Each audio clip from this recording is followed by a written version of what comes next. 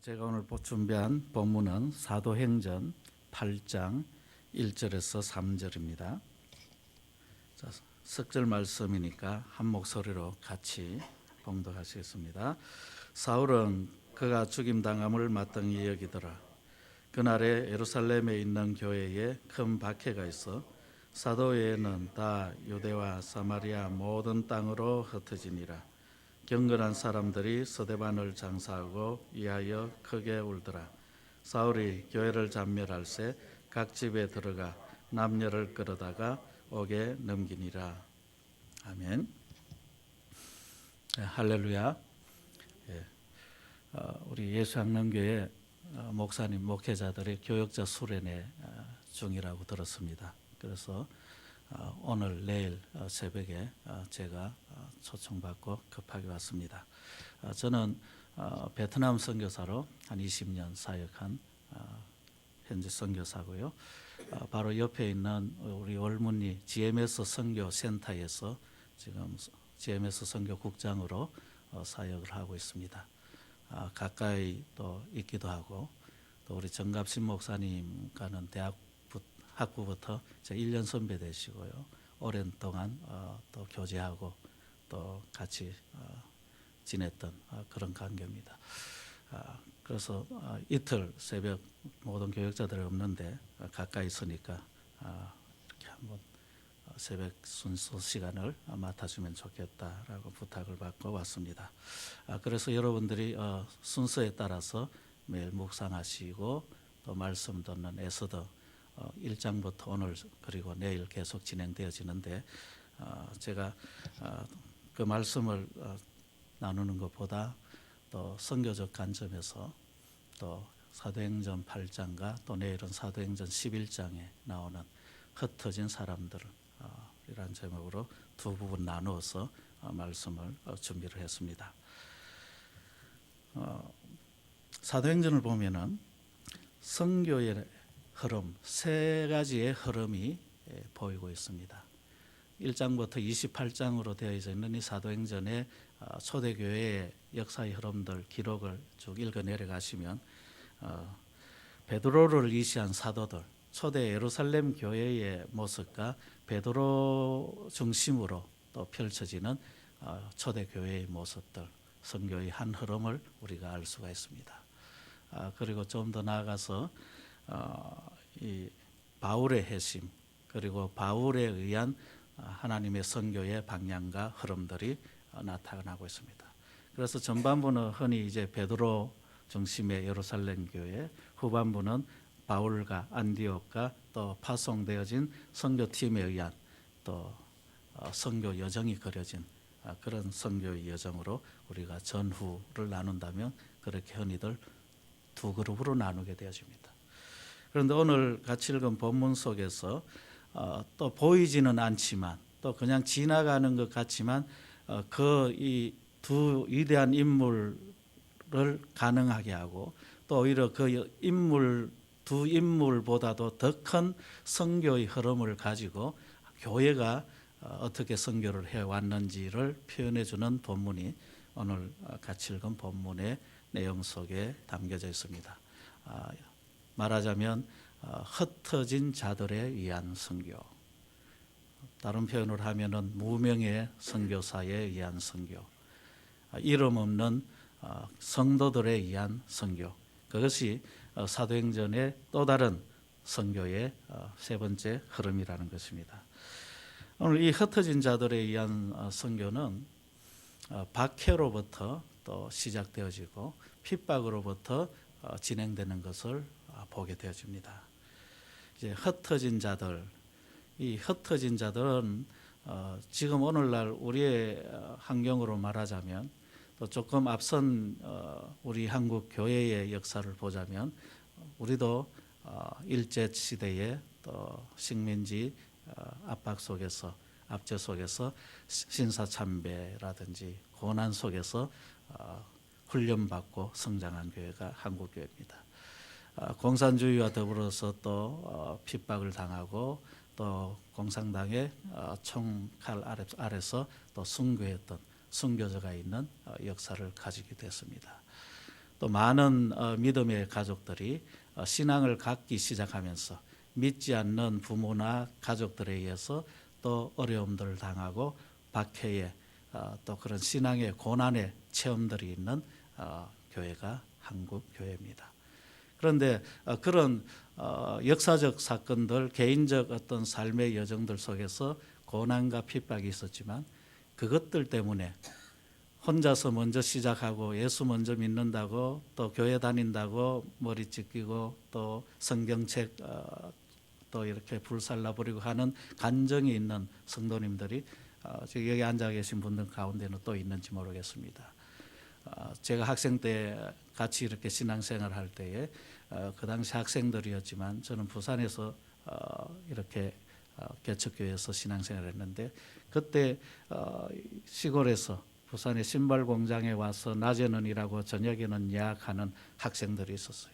기숙사 바로 옆에 있는 교회였기 때문에 그 가운데 학생부에 한 30-40명이나 되는 사마 고무 기숙사에 우리 여직공 그 언니 누님들이었고 또 동생들이었던 그들과 더불어서 학생회 또 모임 예배 드리는데 그들 가운데 절반 이상은 그 당시에 전부 다 이 부산에 와서 타지에 와서 공부도 밤에 하고 또 일하면서 또 신앙을 갖게 되어지고 예수를 믿게 되어지고 또 동시에 이 신앙생활을 시작했는데 시골에 갔다 오고 휴가를 얻어서 집에 갔다 오면은 늘 이런 간증들 다녀오고 나서 또 눈물 흘리면서 기도하는 그런 내용들이 있었습니다. 내가 시골 가서 휴가 중에 또 부모님께 용돈도 드리고 또 이렇게 매월 월급을 타면 또 고향도 보내고 하는데 교회 나간다는 소리 때문에 얼마나 고정들었는지 모른다 이런 이야기들. 또 예수 믿는다고 교회 간다고 내 집에 있던 또 성경책 부모님이 교회 다니지 말라고 그냥 이렇게 찢어버린다든지 불살라버렸다 하는 그런 간증들을 직접 들은 세대에 또 그런 신앙의 출발선에 있는 그런 교회가 우리 한국교회죠. 그런데 좀 지나고 나면은 한 2-3년 지나고 나면은 그렇게 바뀌었던 부모님이 그렇게 교회 다닌다고 또 핍박했던 부모님들이 교회 나갔다라는 간증도 하면서 같이 또 박수치고 또 좋아하고 했던 그런 간증도 있는 그런 생동감 있는 신앙이 우리 한국교회의 신앙이다. 그런 생각을 또 해보게 됩니다. 오늘 본문 속에서도 예루살렘 교회에 핍박이 박해가 일어났다 그랬습니다. 바로 앞장 7장에서는 스데반이 죽었습니다. 7 집사 또 뛰어난 평신도 유능한 지도자 스데반이 또 돌에 맞아 순교하는 사건이 있습니다. 교회로서는 큰 충격이죠. 교인으로서는 당혹해야 하기도 하고 때로는 두려워하는 사람이 있기도 하고 또 어떻게 이런 일이 있을까 하는 그런 생각을 가진 사람도 있을 정도로 성도들의 마음들이 흔들렸을 겁니다. 그런데 그 한 사람 스데반이 죽었을 뿐만 아니라 사울이라는 사람들이 더 나아가서 예수 믿는 자들을 잡아가두기 시작했습니다. 다니면서 예수 믿는 자를 탐색하고 발견하면 또 옥에 가두고 또 박해하는 그리고 교회를 없애버리려고 하는 그런 압박이 그런 큰 핍박이 왔다고 그랬습니다. 그래서 사도회는 다 유대 사마리아 모든 땅으로 흩어졌다라고 이야기를 하고 있습니다. 이 박해를 통해서 흩어진 성도들의 모습입니다. 그런데 교회의 역사를 보면요, 그리고 선교지에 있는 선교의 역사 속에 복음이 확장되어지는 하나님이 역사하시고 하나님의 교회가 더 많이 펼쳐지는 그 사건의 이면에는 거기에는 어떤 성공이나 어떤 잘됨이나 어떤 이로나 뭐 이런 것들 전혀 없는 것은 아니지만은 그런 것들보다는 오히려 예수 믿는다고 핍박하고 박해하고 어려움을 당했을 때 그것들로 인해서 신앙을 포기하는 것이 아니라 그것들 때문에 오히려 새롭게 쓰고 그것들 때문에 오히려 하나님께 더 가까이 나아가고 그것들 때문에 또 다른 고난 속에 받는 은혜들을 체험한 그런 성도들, 그것들로 훈련받고 성숙하는 성도들이 더 많았고 박해 때문에 교회가 더 확장되어지는 역사가 교회의 역사고 하나님 나라의 역사라는 것을 오늘 본문을 통해서도 그리고 오늘날 교회의 역사를 통해서도 확인할 수 있는 부분입니다. 이렇게 흩어진 자들, 흩어졌더라 하고 8장에 나오는 이 말씀 속에서 보면 뭔가 불안하고 또 뭔가 힘이 빠지고 잘 부흥하던 초대 예루살렘 교회가 이제는 큰 어려움을 당해가지고 뭔가 당혹한 그런 모습으로 끝나야 되는데, 하나님, 살아계신 하나님이 주관하시는 교회는, 살아계신 하나님이 함께 하시는 성도는 거기에서 끝나는 것이 아니라 오히려 그것 때문에 새롭게 부흥하는 그런 역사를 만들어내는 것을 보게 됩니다. 오늘 같이 읽지는 않았지만 4절에 보니까 그 흩어진 사람들이 어떻게 되었는가 하는 우리의 궁금증을 해결해 주는 말씀이 시작되고 있습니다. 4절에 그 흩어진 사람들이 두루 다니며 복음의 말씀을 전할세. 핍박 때문에 옥에, 예수 믿는다는 것 때문에 옥에 갇히고 또 잡히는 이런 두려움들 때문에 흩어졌다라고 생각한 그 흩어진 사람들, 피신하고 도망하고 아니면 이 핍박이 눈앞에 견디기 힘들어서 당장 이 자리는 떠나야 된다라는 듯이 갑자기 각 지역으로 흩어진 이들, 그들은 분명히 어디 시골에 숨어 있거나 아니면 조용히 있거나 또 어디 가서 이렇게 그냥 예루살렘 도성을 다니면서 막 소리쳤던, 예수가 살아났다, 예수가 우리를 위해 죽어주셨다, 그런데 하나님의 아들이었고 그가 다시 살아났다라고 크게 거리를 다니면서 그렇게 외쳤던, 그것도 한두 사람이 아니라 3,000명, 5,000명이나 되는 수많은 사람들이 일시에 일어나서 예루살렘의 분위기를 완전히 바꾸었던 그 대열에 서 있었던 그들이 갑자기 동료 집사님이 죽고 또 예수 믿는 것 때문에 또 잡히고 매맞고 옥에 갇히고 하는 이런 상황 속에서 승승장구할 줄 알았고, 또 이러한 운동이 금방 온 예루살렘을 다 장악할 줄 알았고 그렇게 기대했던 그들이었는데, 핍박 속에서, 박해 속에서 그들이 오히려 피신해야 되는 이런 상황 아닙니까? 그러면 의기소침해야 되고 또 뭔가 돌아와서 내가 예수 믿는다라는 걸 말하면 혹시 거기까지도 사울이라는 사람이 쫓아와서 또 나를 또 잡아갈까 걱정하면서 전전긍긍해야 되는데 그러지 아니하고 4절에 오히려 그 흩어진 사람들이 두루 다니며 복음의 말씀을 전했다라는 거예요. 박해가 있어도, 핍박이 있어도, 고난이 있어도, 때로는 우리가 생각할 때에 원하는 것이 안 되는 그런 넘어짐과 실패가 있어도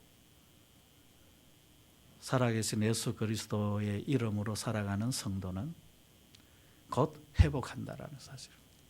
3절에서 4절 사이는 한 절 사이고 바로 그 사건 다음에 나타나는 기록이지만 이 기록 사이에 성령 하나님께서 찾아와 주셔서 우리를 만져주시고 우리를 두려워하는 우리의 마음을 진정시켜 주시고 새로 담대하게 만들어 주시고, 실패하고 잘못되어진 상황 속에서 내가 낙담하고 낙심하고 주저앉아 있는 나를 다시 격려해 주시면서 아니야, 너는 다시 할 수 있어, 다시 일어날 수 있어, 그러시면서 우리로 주님의 일하심과 주시는 능력으로 다시 세우시는 하나님의 역사가, 그 성령 하나님의 역사가 우리 안에 지금 내주하신 그 성령 하나님의 역사인 것입니다. 우리 모든 믿는 자들은, 모든 신자들은 이런 우리와 함께 하시고 우리로 불안해서 희망으로 다시금 일어나게 하시는 능력이신 성령 하나님과 함께하는 자들. 예루살렘 교회의 스데반의 죽음과 또 교회의 핍박이 있었고 성도들의 흩어짐이 있었습니다. 그런데 제가 사역하다가 잠깐 사역을 멈추고 또 돌아온 그 베트남, 그리고 다시 내년도면 돌아갈 나의 선교지 베트남, 그 베트남은 1975년에 북쪽 월명에 의해서 남쪽이 통일되어진, 공산 통일되어진 통일국가죠. 그때는 베트남이라 그러지 않고 월남이라고 부르죠. 월남이라는 말이 더 익숙하신 말씀입니다. 4.20이 폐막한 게 1975년 4월 30일입니다. 4.20이 망하면서, 월남이 망하면서 그 남부 베트남에 있었던 많은 교회들이 문을 닫히고 빼앗겨서 문화원으로 쓰고 유치원으로 쓰고 마을회관으로 쓰고 하는 그런 상황이 되어졌습니다. 신학교가 문이 닫히고 폐쇄되어져서 한때는 국가가 운영하는 작은 호텔로 쓰이다가 또 학교로 지금 빼앗겨서 학교로 쓰고 있는 이런 역사가 아직까지 남아있는 그런 베트남입니다. 그런데 지금은 베트남이 여전히 사회주의 국가고 공산당이 일당이 다스리는 국가이긴 하지만 경제개방 이후로 많이 오픈되어져 있고 또 여행하는 데는 전혀 불편함이 없고 베트남에 혹시 하롱베이나 다낭이나 아니면 호치민이나 한번 갔다 오신 분은 여기가 공산국가가 맞아? 라고 생각될 정도로 너무 자유롭고 매력적인 그런 여행지로 또 알려져 있는 베트남입니다. 그런데 제도는 여전히 일당제도고 사회적인 분위기 속에서 예수 믿는다는 것이 그렇게 쉽지 않은데요. 그런데 공산화되자마자 초기 한 10년은 굉장히 심한 강력한 공산주의 체제에 소련식 사회주의 체제에 의한 시스템이 돌아갔습니다. 그래서 예수 믿는다는 것, 예수 믿는 사람들이 분류가 되어져 지방으로 옮겨지고요. 또 목회자들이 설교를 못하도록 집에 갇히기도 하고요. 아니 수용소나 감옥에 갇혀서 3개월, 6개월 또 어떤 분은 13년 6개월이나 몇 번을 왔다 갔다 하면서 그렇게 고난을 당하기도 하고요. 가정에서 설교하고 아니면 허가받지 아니한 데에서 주일 예배 드리다가 설교한 사람이 또 잡혀가기도 하고 그 공간을 제공한 집주인은 또 벌금을 물기도 하고 하는 그런 어려움들이 있었던데 그 철저하게 소련식 공산주의 제도가 집행되어지던 1975년부터 80년대 후반까지 굉장히 암흑의식이었는데 그런데 이때 이 4.20에 지금 호치민이라고 이름을 바뀌었습니다마는 이 4.20에 공산화되어지기 전에 국제교회로 외국인들이 함께 모이던 국제교회 지금도 가면은 그 장소가 그대로 있습니다. 그런데 교회가 아니라 문화센터로 지금 바뀌어져 있어요. 우리로 말하면 명동 같은데 종로 같은 그 중심 호치민의 그 중심부에 국제교회가 있었는데 공산화되어지니까 이 모든 선교사들이나 또 교인들이 외국인들이 다 떠나고 나니까 이 교회가 문 닫히고 폐쇄되기 직전에 남아있던 함께 그 출석했던 베트남 성도들하고 그리고 소수종족 사역으로 사역하다가 4.20으로 내려와서 목회하시는 현지인 목사님에 의해서 한 40-50명 예배를 드리면서 그 교회를 뺏기지 않고 지켰습니다. 성도들이 다 흩어져 버리고 몇 명 안 되는 10명 미만의 작은 성도들이 있는 데는 정부가 강제적으로 흩어져 버렸는데 그래도 몇십 명, 100명 이렇게 도시의 성도들이 여전히 주일날 나와서 예배 드리고 그 교회를 지키는 교회는 다행히도 주일만큼은 예배를 드릴 수 있는 교회들이 남아 있었습니다. 90년도 중반쯤에 제가 갔을 때 그렇게 살아남은 성도들이 흩어지지 않고 예배를 사수해서 교회를 지켜 십자가를 여전히 달고 주일에는 예배 드릴 수 있는 교회들이 한 350여 교회가 베트남 남부에 있더라고요. 그런데 이 국제교회도 이 교인들이 없었더라면 그냥 정부가 다 빼앗고 폐쇄시키고 다른 용도로 썼을 텐데 이들에 의해서 교회가 지켜지고 주일만큼은 이 성도들에 의해서 예배가 드려지는 그런 교회를 사수한 역사가 있습니다. 보통 한 75년에서 한 3년여간에는 온 성도들, 온 교회들, 모든 목회자들이 정신이 없었다고 베트남 목사님들이 그렇게 강조합니다. 바뀌어진 사회 속에서, 공산주의 체제 속에서 그냥 신분이 굉장히 열등한 신분으로, 또 경계받는 신분으로 분류되어져서 조사도 받아야 되고 교육도 받아야 되고 또 은근히 핍박도 받아야 되는 그런 환경 속에서 신앙생활을 해야 되는 기독교인들, 개신교인들의 어려움들이 있었습니다. 한 3년 정도 지나고 나니까 그 과정 속에서 눈물의 기도와 또 주일 예배, 교회를 빼앗기지 않으려고 하는 안간힘과 하나님께 붙드는 그 간절한 마음들이 모여진 그 교회가 78년도부터 이제 주변에서 성도들이, 또 교회를 떠났던 성도들 아니고 그러지 않고 또 밖에 있던 예수를 모르던 주변 사람들이 주일날 교회를 찾아오기 시작했다 그랬습니다. 주일마다 10명씩 20명씩 찾아오기 시작하는데 이유를 모르겠대요. 특별한 프로그램을 하는 것도 아니고 그 당시 공산당이 지배하는 그 세상 속에서 예수 믿으라, 교회 가자라는 말을 어떻게 할 수 있어요? 종교적인 이야기를 못하고, 더군다나 기독교요, 개신교는 미국의 종교라고 그렇게 베트남에서 이야기하게 되는데 교회 나가는 자체가 매국노가 되는 것이고 또 공산당과 반대되어지는 어려운 험난한 길이기 때문에 교회 나가자 소리를 못해요. 아니 신자들 자체도 밖에서 내가 예수 믿는다라는 이야기도 못하던 그런 삼엄한 때인데 78년 이후부터 이상하게 신자들이 들어오기 시작합니다. 82년 3년쯤 되니까요. 그 40-50명 그들이 국제교회 그 건물, 큰 건물 빼앗기지 않으려고 거기에서 예배드리고 시작하고 눈총 보이고 협박당하고 흩어져라 이사해라 교회 나가느냐 하고 개인적으로 막 경찰들이 찾아와서 했던 그런 것들을 다 이겨내고 그렇게 교회를 지키기 바빴는데 82년쯤 되니까 한 2,000명이 넘는 한 교회에, 그것도 공산화되어진 지 삼엄한 철저한 소련식 제도가 굴러가는 그런 상황 속에서 그런 신자의 부흥이 있었습니다. 그때 담임하신 목사님이 지금도 살아계십니다.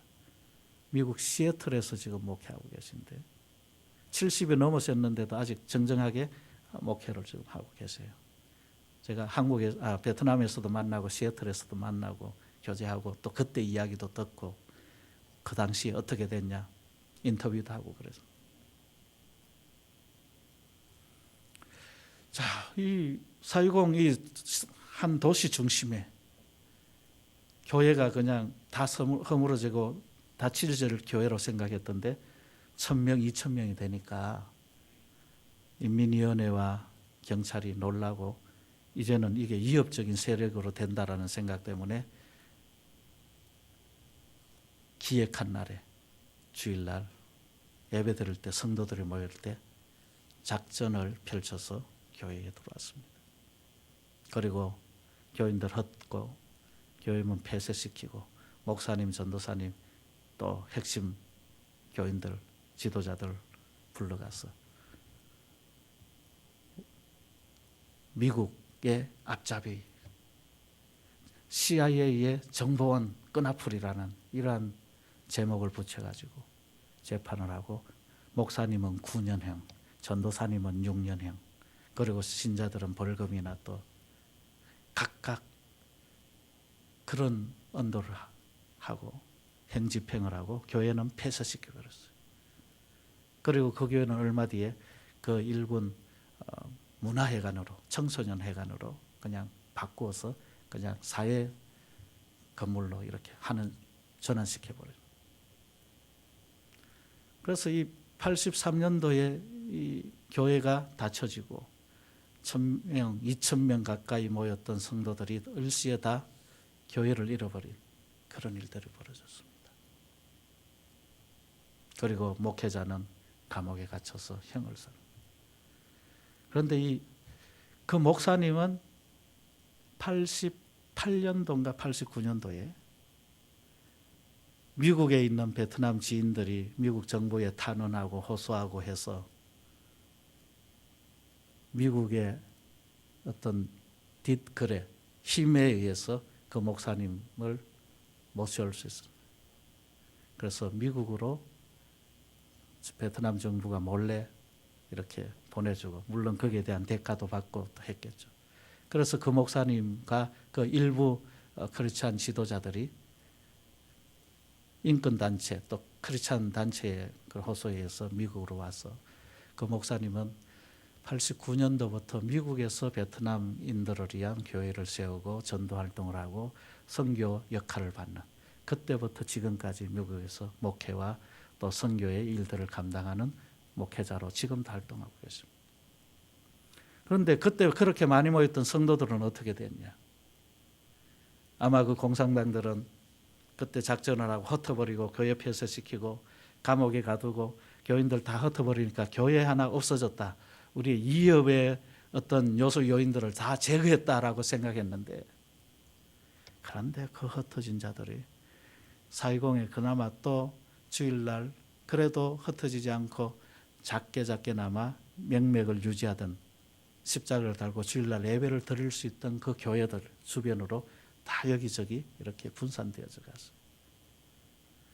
한 교회를 억누르고 핍박하고 흩어져 버렸는데, 그런데 그 흩어진 사람들이 4.20에 다른 교회들을 가서, 제가 90년 중반쯤에서는 한 40개 정도 교회가, 제가 가서 리서치하니까 그 정도가 4.20 시내 또 외곽적으로 그렇게 흩어져 있었습니다. 그들이 각각 그런 교회로 가고 아니면 가정 모임이 시작되어지고, 그러면서 가정교회나 또 아직까지 예배 드릴 수 있는 공인교회나 그런 교회들을 다 가서 뜨거운 성령의 바람을 일으키고 새벽 기도를 시작하게 하고 하면서 한 교회를 없앴는데 40여 교회가 한 10년 지나고 나니까 다 던던히 써가고, 4.20 전역에 숫자는 많지 않지만 중심에 있었던 이 교회만큼의 열정으로 막 교회들이, 성도들이 예배 드리면서 살아있는 그런 교회들로 만든 것을 보게 되죠. 제가 직접 가서 보고 들었던 이야기고, 지금도 그 교회들이 존재하는 오늘날의 선교지의 이야기입니다. 예루살렘 교회를 박해하고 한 교회를 없애려고 했던 그 사울의 시도가 오히려 그 흩어진 자들 때문에 지금 사마리아까지 가고 유대 곳곳으로 흩어진 자들에 의해서 복음이 전거되어졌던 것처럼, 오늘날 선교지 4.20에도 한 교회를 흩으려고 했던 그 시도가, 그 교회는 문 닫았지만 그 교회보다 더 많은 교회들을 그들이 만들었다는 사실을 그 공산주의자들은 미처 생각 못했을 겁니다. 이것이 하나님의 역사입니다. 여러분의 생활 속에서도 혹 고난이 있습니까? 아니면 그런 경험들이 있습니까? 힘든 일, 어려움, 막히는 일, 무엇인가 기대대로 안 되는 실패한 일. 그런데 그리스도 안에 있으면, 교회 안에 있으면 실패가 아니라는 거죠. 그 고난 같고 힘든 것 같아도 그것 때문에 오히려 내가 더 유익하고 더 건강해진다라는 거죠. 소망 없는 세상의 끝은 멸망이고 지옥이지만, 부활되시고 생명 되신 예수 그리스도와 함께하는 그 것은 영광입니다. 눈앞의 박해와 고난, 핍박 때문에, 또 혹시 안 된다라고 생각하는 그런 일들 때문에 좌절하거나 실망하거나 주저앉아 있지 마시길 바랍니다.